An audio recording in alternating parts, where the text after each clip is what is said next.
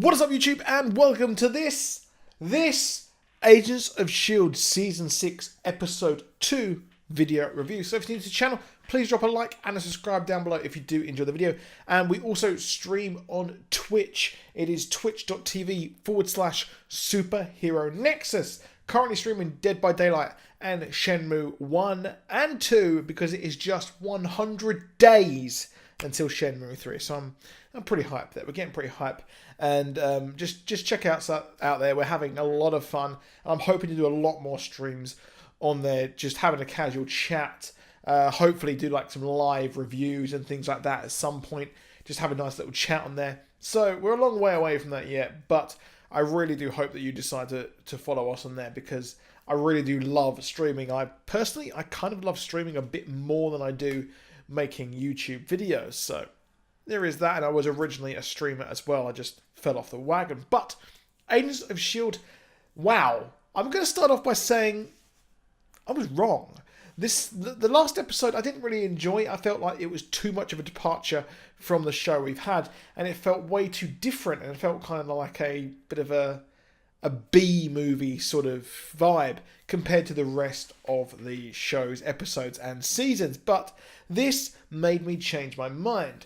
Now, what I've absolutely loved about this show is the last two seasons we've had pods. We had the Ghost Rider, LMD, framework, and last season, of course, we had the whole thing in space, then they went back to Earth and everything like that, which I thought was pretty neat. I did enjoy that as well.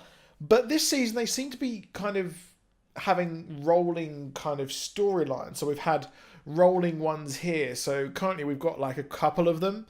So we've got the Agents of S.H.I.E.L.D. dealing with the Coulson lookalike. We've got the Coulson lookalikes also running around and doing their own thing. We've also got what's going on in space with Fitz and the Chronicon. I think I pronounced that. I probably pronounced that and butchered that. But we've also, as well as that, we have what's going on with, of course, Simmons and Daisy and the others over there on the ship. But what's really cool here is the fact that this is really interesting because last season we had Fitz kind of freeze, went into the cryo thing, went into space, and then that was that. So I'm not too sure about the timeline, but it's pretty cool that they are going to try and find him after he died. I mean, this all happened over the course of last season while he was frozen, which I thought was pretty damn cool. I thought that was really cool. An interesting way of doing that. I'm not too sure if this is a different timeline or whatever, but nonetheless.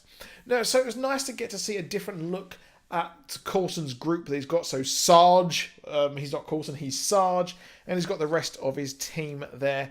And the question is, are they actually bad guys? Because, well, we had, of course, Tinker be mourned by his friend, and these guys seem kind of sort of human. They seem to be doing a job, but what job are they doing? And it's really weird.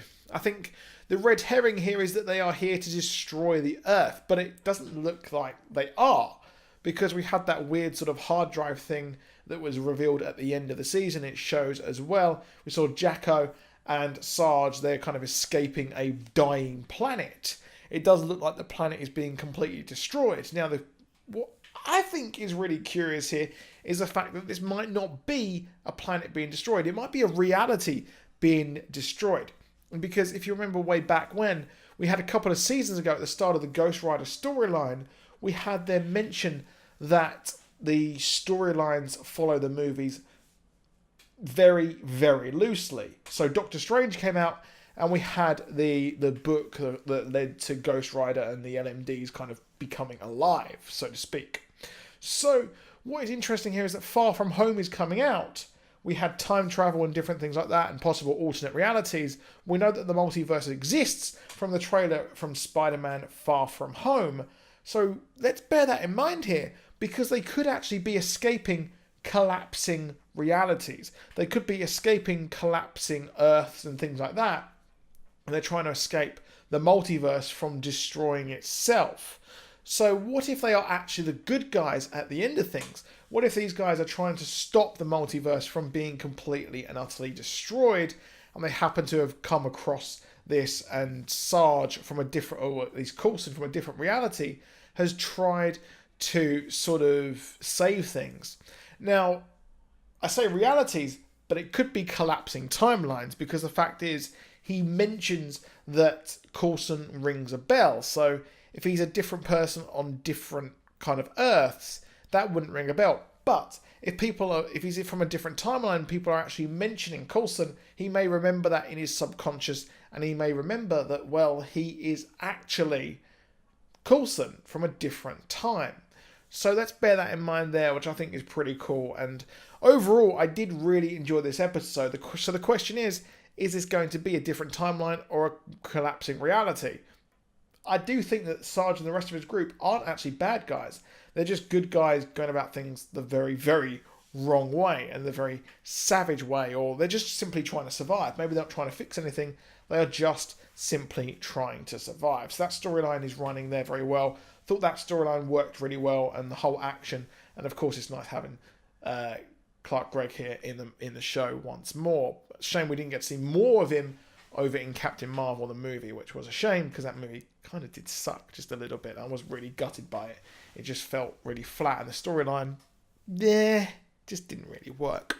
But other than that, the storyline in space with Fitz, I thought was really, really cool. I love the fact that we've got Eckhart, I can't remember his name, it's completely escaped me, but he has his Chronicon with him, and he's taught him a whole other language, and they're going on a space mission with Xandarian slugs or snails, which again references Guardians of the Galaxy and the Nova Corps.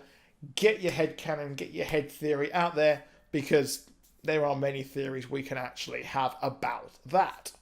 As well as that, we also got them going to the planet Kitson, which was mentioned last season in Agents of S.H.I.E.L.D. by the Inhumans, and also by the evil Kree as well. So with that in mind, we're going forward with another kind of reference. So will we see the kind of collective there, the coalition? Will we see them here in the next episode, Fear and Loathing on Planet Kitson, which I think is going to be really cool, because it's essentially a Las Vegas style place.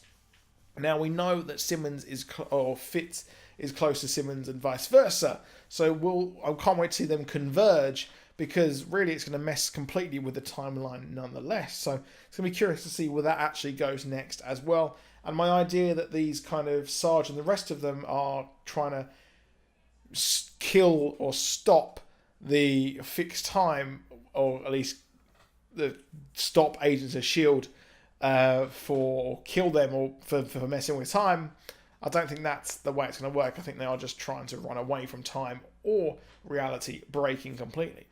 But that is it for this video. Please drop a like. Please subscribe. I'll see you soon. Goodbye.